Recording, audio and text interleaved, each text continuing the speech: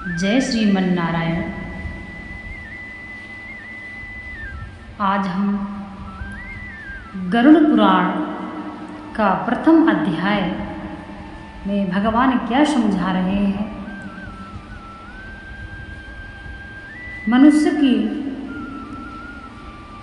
जब मनुष्य के प्राण कंठ में आ जाते हैं तब क्या होता है मरने वाले के साथ। गरुड़ पुराण का प्रथम अध्याय में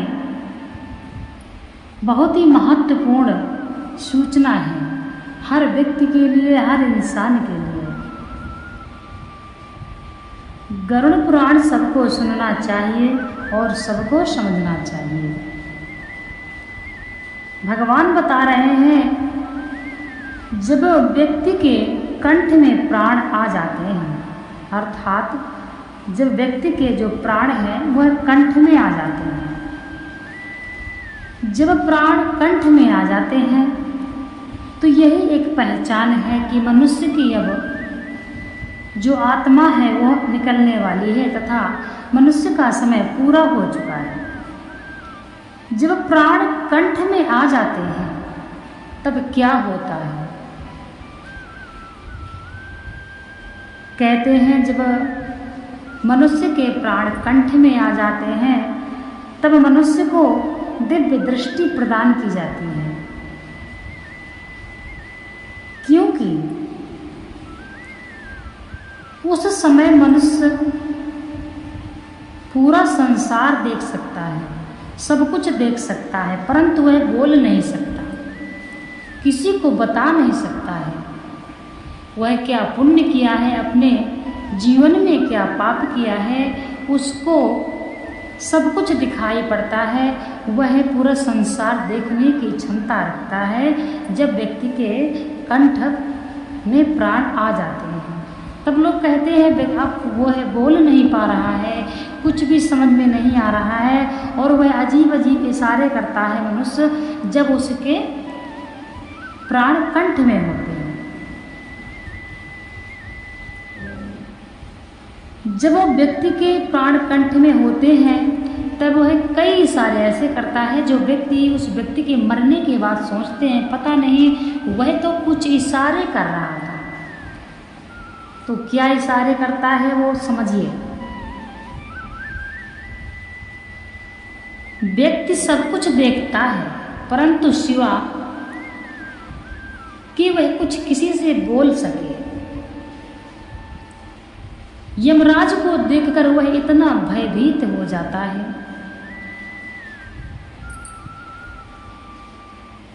इतना भयभीत हो जाता है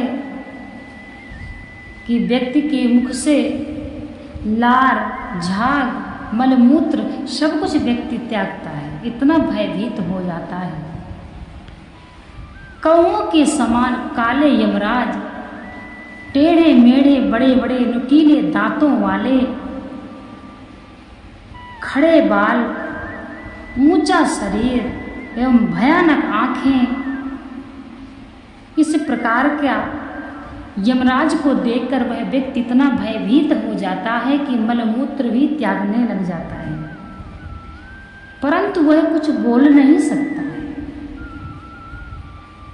इशारे करेगा लेकिन आप समझ नहीं सकते हो। उस समय व्यक्ति इतना भयभीत होता है कि वह यदि किसी से बताए तो सुनने वाला भी उसके पास 1 मिनट नहीं रुक सकता है तथा उसको असहाय दर्द में होता है। जब यह आत्मा निकलती है तब इतना दर्द होता है। गरुड़ पुराण में बताया गया है कि एक साथ सैकड़ों बिच्छू, एक साथ जब सैकड़ों बिच्छू डंक मारते हैं उतना दर्द होता है। साधारण दर्द नहीं होता और यह आत्मा भी इतनी आसानी से नहीं निकलती है। जब व्यक्ति यमराज को देख करके भयभीत हो जाता है तथा किसी से कुछ कह नहीं सकता, मुंह से झाग निकलती है तथा मलमूत्र त्याग करता है और भयानक पीड़ा सहन करता है, तब जाके आत्मा निकलती है। जब आत्मा भयानक यमराज को देखती है तो डर के वजह से निकल जाती है। यमराज पीड़ाएं पहुंचाते हैं, उस व्यक्ति को यमराज पीड़ा पहुंचाते हैं तथा इतना भयभीत होती है आत्मा कि निकलकर अंगूठे के बराबर रूप धारण कर लेती है। इसके पश्चात यमराज उस अंगूठे के समान यानी अंगूठे के बराबर शरीर को, आत्मा को अपने पास से बांध लेते हैं और यमलोक को जाने लगते हैं।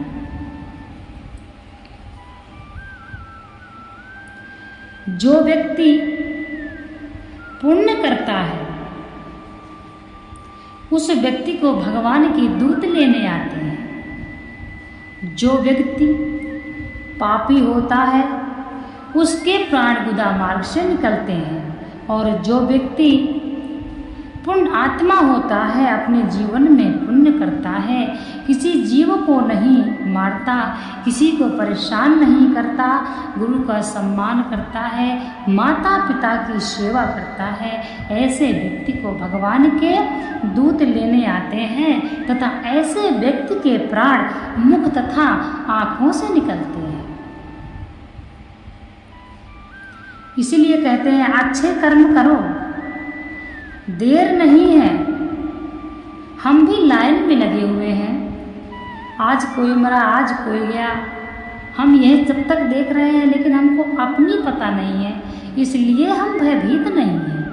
यदि अभी हमको आज पता चल जाए कि 4 साल बाद इतनी तारीख को हमको मरना है तो मैं गारंटी देती हूँ कि आज से ही आप सुधरना शुरू कर दें, चाहे 4 साल हो चाहे 10 साल हो। आप एक दिन भी यह नहीं सोचेंगे कि मैं एक दिन का भी समय व्यर्थ करूं। आप भगवान की भक्ति में लग जाएंगे, आप अच्छे कर्म करने में लग जाएंगे। मृत्यु से भयानक कुछ भी नहीं होता है। जिस समय व्यक्ति के निकट यमराज आते हैं उससे भयंकर पीड़ा उस व्यक्ति को कभी नहीं होती है। जब अंगूठे के समान उस आत्मा को, शरीर को यमराज बांधकर यमलोक को ले जाते हैं तब आत्मा चलती है। जब चलते चलते थक जाती है, वह गिर जाती है, तब यमराज उसको कोड़े मार के गरम रेत में चलाते हैं। तब वह व्यक्ति से कहते हैं जल्दी चलो, हम तुमको यमलोक तक पहुंचाएंगे। अतिशीघ्र जो तुमने पाप की हैं यमराज तुमको अतिशीघ्र ही उसका दंड देंगे, चलो तुमको नरक की यातना झेलना है।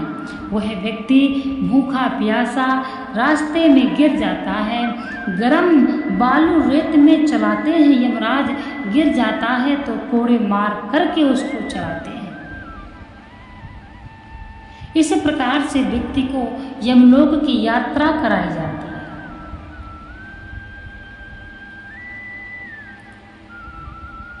व्यक्ति रोता हुआ, तड़पता हुआ, बिलखता हुआ, भूखा प्यासा, तपता हुआ यमराज के साथ चलता है और अपने जीवन में किए गए वह कर्म को याद करता है। हे प्रभु, मैं क्यों नहीं संभला, मैंने क्यों नहीं माना, हे प्रभु मुझे उबारिए। परंतु अब समय निकल चुका है, अब समय निकल चुका है, प्रभु तुम्हारा साथ उस जगह पे नहीं देंगे।